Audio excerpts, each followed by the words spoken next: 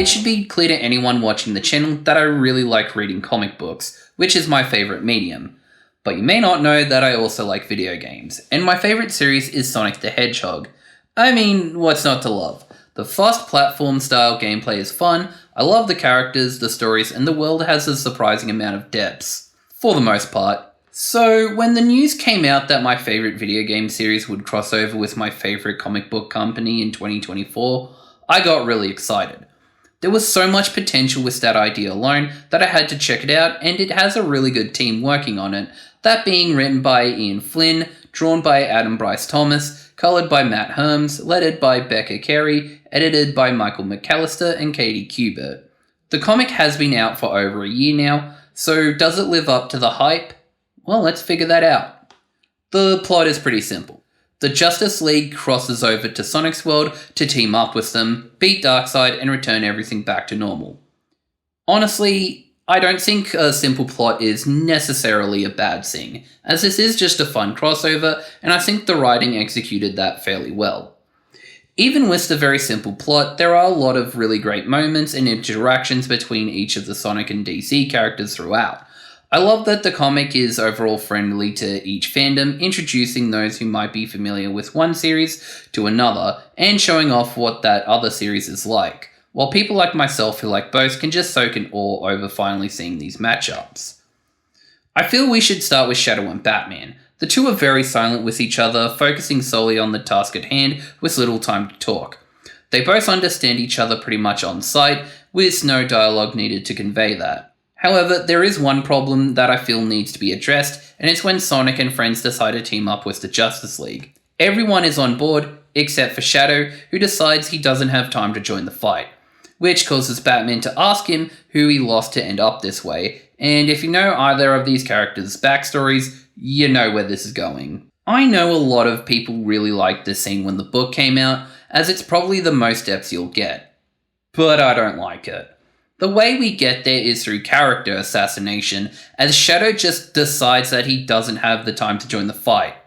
For some reason.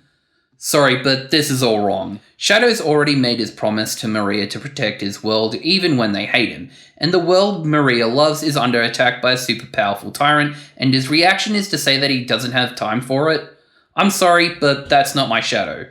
Maria would be pissed if she saw Shadow act this way, and it's only more annoying because Batman has to remind him that he has his own tragedy and understands that Shadow might have gone through the same thing, which magically snaps Shadow back into save the world mode.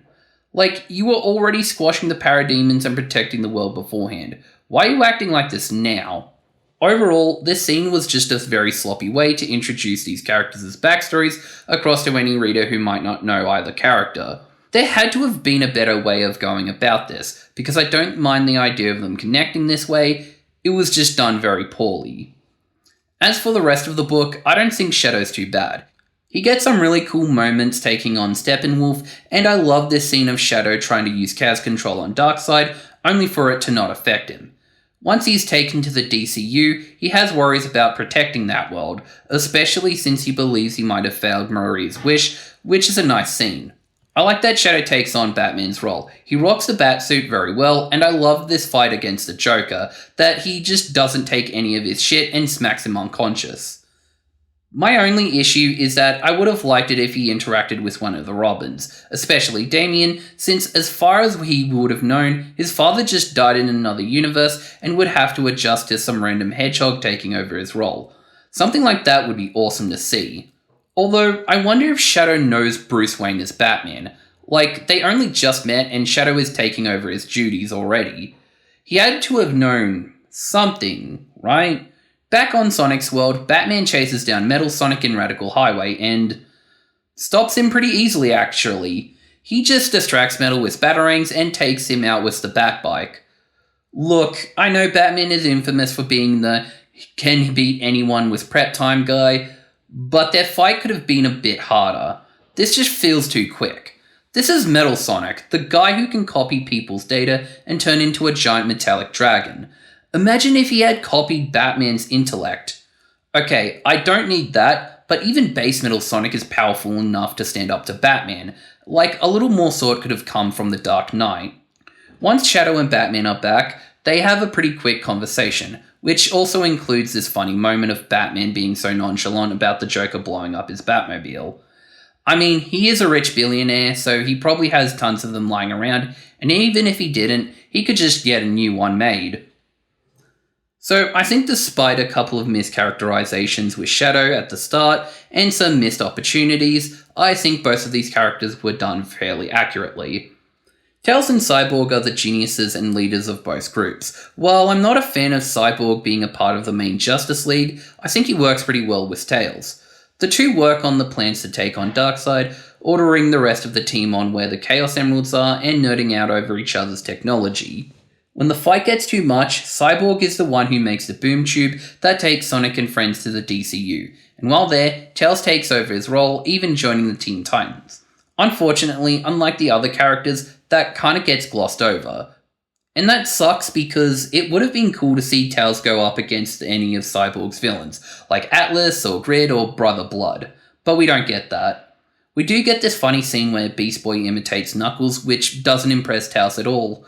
I thought it was funny, but that's about all you get with that. I also love Tails' Cyborg design. It's really cute. While back on Sonic's world, Cyborg has taken a backseat in the fighting to develop a plan to send the Chaos Emeralds to the DCU and pull back Sonic and his friends, which goes pretty well.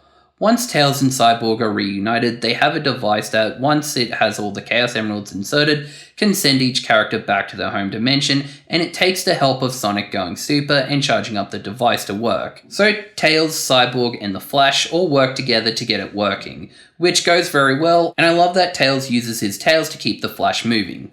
Now with the day saved, Tails and Cyborg give their explanations back on their respective worlds. Although it seems like Cyborg is talking to himself, because the rest of the team go back to their respective cities, while he's just talking to himself in front of the Hall of Justice. Yeah, that's pretty weird. Silver and Jon Stewart are probably the two that get along the most, as when they both meet, they immediately hit it off as they're both infatuated with each other's powers. They don't get a lot of time together, but when they do, it's great to see. I just wish there was more. My favourite part with them is definitely when they both trash talk Guy Gardner. That had me laughing. When Silver's in the DCU, I love that they have him act as a powerhouse. It makes sense because Silver's telekinesis powers can be pretty OP, and combining it with a Green Lantern ring just makes it so much better. I also like that he goes on a long list of Earth's lanterns, poking fun at the fact that Earth just has so many of them. Then in Sonic's world, I love that the Wisps are immediately attracted to John's ring, which causes him to demolish Granny Goodness with a giant wave of energy. I mean, do I need to explain why this is cool? Also, John being thankful for their help was nice too, and I like that the Chaos Emerald he gets charges up his ring. Makes sense since it's also green. Much like Silver and John, Amy and Wonder Woman don't have a lot of time together either, but I still like how their dynamic was handled. I love when they both get excited over each other's vehicles, especially since Amy does get to ride Wonder Woman's invisible jet. Although it actually looks more like an invisible version of Amy's car, which is weird, because I don't remember seeing her car anywhere near the fight when she got teleported. Maybe she just had one built? But speaking of Amy's time in the DCU, she does have a cool moment where she completely one-ups Gorilla Grodd and teams up with Supergirl and Hawkgirl against his army. Grodd is a very weird choice because he's a Flash villain, not a Wonder Woman villain. Someone like Ares or Dr. Psycho could have worked just fine, as would Donna Troy and Cassandra Sandspark in Supergirl and Hawkgirl's places. But whatever.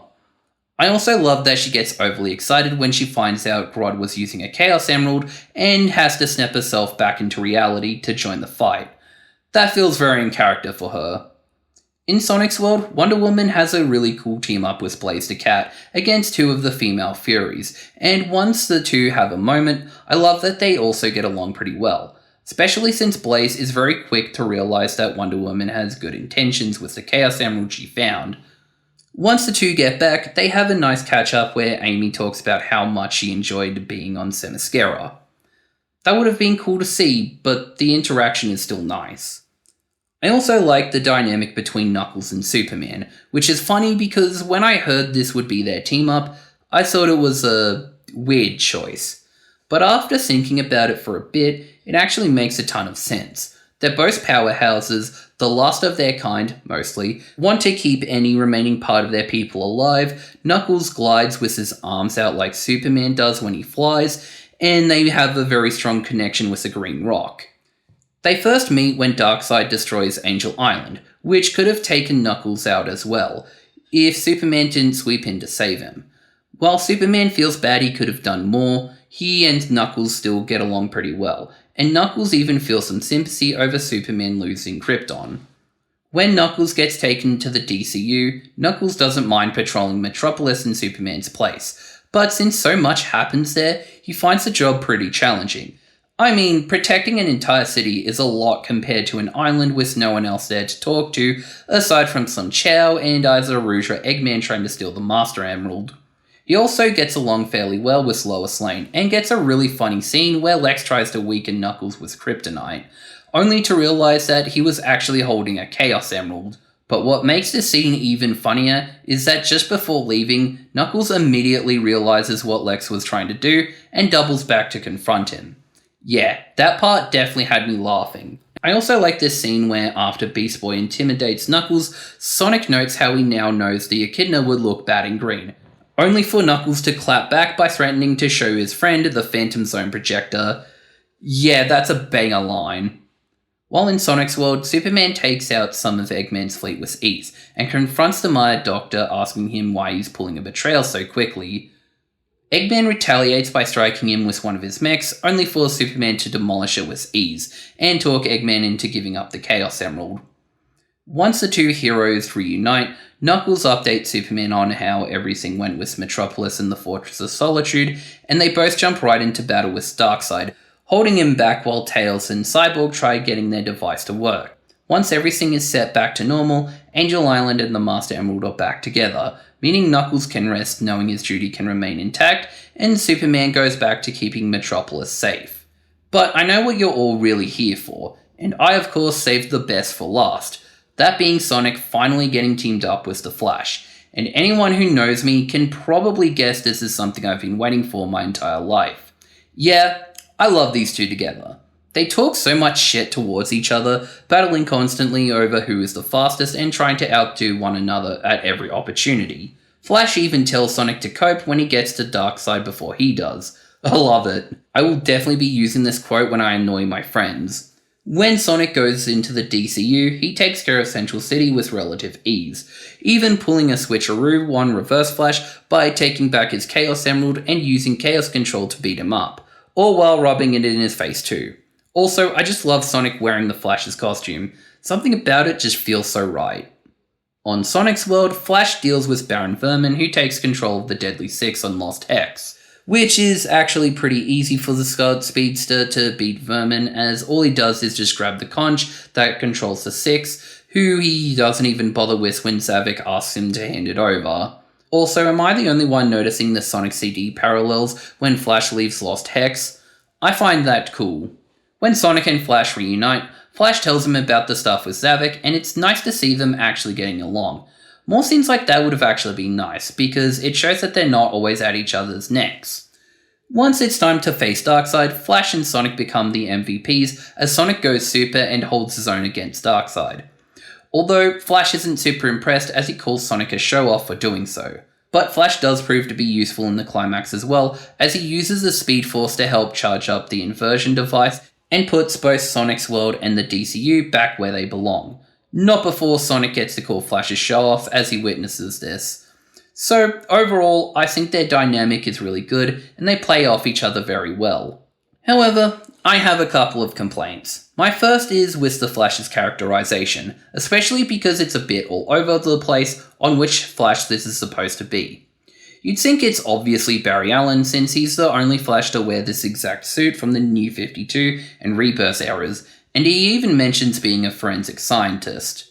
However, this Flash acts a lot more like Wally West, with him talking shit towards his friends and teammates, especially Sonic, and acts pretty immature and stupid in certain situations. I also heard on the internet that the book even drops Wally's name in the last issue. However, I couldn't find that anywhere, so maybe I got catfished? But the characterization of the Flash is weird, Maybe Ian Flynn only knows the Flash through the Justice League and Justice League Unlimited shows, as that version also shares similar issues. Another thing that's gotten on my nerves was this crossover, and I don't even think it's because of the book itself, but because of certain scenes like Sonic outracing the Flash and beating up Reverse Flash. People have been using this comic as a way to definitively prove, once and for all, that Sonic beats the Flash in a race.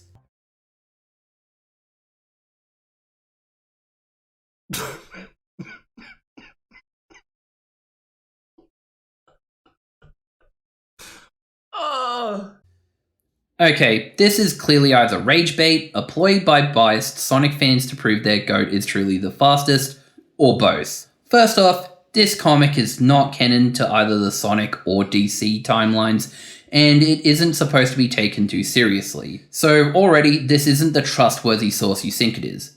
But I'll go off what the comic presents regardless. With the line where Sonic says he's speed perfected, he's clearly being overly cocky and baiting Flash into a race. Flash has also been known to hold back his speed most of the time, so he's probably giving Sonic a head start to prove him wrong later. With Sonic beating up Reverse Flash in the DCU, Reverse Flash probably just got arrogant himself, which gave Sonic the chance he needed to grab the Emerald and clearly used Chaos Control to stop time, which wouldn't be something Reverse Flash would know about, since the Emeralds are not from his world. Sonic had an obvious cheat code is what I'm saying. But even in this book, there are tons of scenes where the Flash has some one-ups on Sonic, like Flash reaching Darkseid before Sonic, and even being able to outrun the Deadly Six. Whereas Sonic was not fast enough to avoid a conflict with any of them in Lost World. So why can't I just use that as proof that the Flash is canonically faster? Lastly, by the end of the book, Sonic himself even says that he wanted to have another race with the Flash, to truly prove who is faster. So the comic doesn't even answer this question super clearly. They are both really fast speedsters who have both gone up against some of the most powerful threats. If you really want to know more, the Gaming Rift did a really good job power scaling the two. It not only proves that the Flash is not only miles faster than Sonic, but also way more powerful. So whether you like it or not, the Flash absolutely smokes Sonic, not only in his base form, but also his super, hyper, and any other form he has. I understand the Flash beating Sonic is offensive to you, and I'm very sorry that offends you. Anyway, that's how I feel about each of the main heroes. And I think for the most part, Ian Flynn did a decent job handling them all, even if their characters are a bit too simplified. But I think it's time to talk about the rest of the characters that appear in the book. Not many of them have key roles, which is understandable since the story is already following 12 characters at once from 2 different franchises, but they all have some nice moments interacting with each other, most of which I've already mentioned, like Blaze talking to Wonder Woman and Sonic fighting Reverse Flash. I'd definitely say the only characters who get the most time are definitely Darkseid, Dr. Eggman, and Mr. Terrific. Darkseid is the main antagonist of the book, but he doesn't have as much characterization as you might think. His only goal is to collect all the Chaos Emeralds and be a big powerful threat for all their heroes, something that he does pretty well, as he proves to be a huge challenge for both Sonic and friends and the Justice League to take down. He's even resistant to Chaos Control, which is interesting. Then once the heroes face off against him for the second time, he becomes even stronger, being able to use his Chaos Emerald to create powerful constructs for them to take down. Even when Sonic goes super, he's still a pretty hard foe to take down, and decides to tear down the very fabric of reality itself, even if it kills him in the process. But of course, Flash, Tails, and Cyborg all took care of that, and Darkseid is gone for God knows how long. Much like Darkseid, Mr. Terrific doesn't have a lot to do, but he is the one that was able to help the Justice League cross over into Sonic's world and inform Sonic and his friends that they probably won't be able to go back to their world as he has lost the coordinates for it. Once Sonic and his friends figure out that they can use the Chaos Emeralds to go back, Mr. Terrific helps them with the coordinates and wishes them all luck as they all leave. So he doesn't do a lot, but I feel I should mention him in my video that I did on his Year 1 series that you should check out. And lastly, I should mention Dr. Eggman, and I think he's pretty good, as he does help Sonic and the Justice League get up to the Ragnarok by crashing his egg carrier into it. Nothing we haven't seen before, but I like that Wonder Woman is suspicious of him and wants to stay back after they take down Darkseid. She definitely made the right call on that one, because once Sonic and his friends are in the DCU, he immediately gets back to taking over the planet, only for Superman to ruin those chances completely. I love that once the Man of Steel leaves, he shouts, "I hate that Kryptonian!" Nice Adventures of Sonic the Hedgehog reference there from Ian Flynn. That will not be the last we see of Eggman though, because at the end he schemes a new plan with Lex Luthor, potentially setting up a sequel. And I think that's the best place to end this review. I gotta be honest, it has flaws. The story was a bit flat, and there are a lot of ideas that I think probably needed to be done with more issues, especially when both Sonic and the Justice League swap universes. There's a lot to explore there that I don't think got the proper time it should have, and there are definitely some huge character inconsistencies that I noticed throughout the book. But for what it is, it's a fun read, with some cool moments between the two franchises. So if you're just someone who wants to see Sonic and DC characters interact, it's pretty serviceable in that regard, even with my many complaints. Anyway, that's the end of the video, which I really liked making. So I'm hoping I can keep talking about DC Comics, some more Sonic comics, and maybe just some other comic books in general.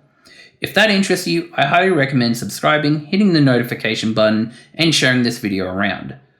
I also have accounts on Instagram, Threads, and Comic Geeks if you ever want to follow me elsewhere. Anyway, I'm Jedi-Liam 64, and I think I've taken up enough of your time. So, I'll see you all later.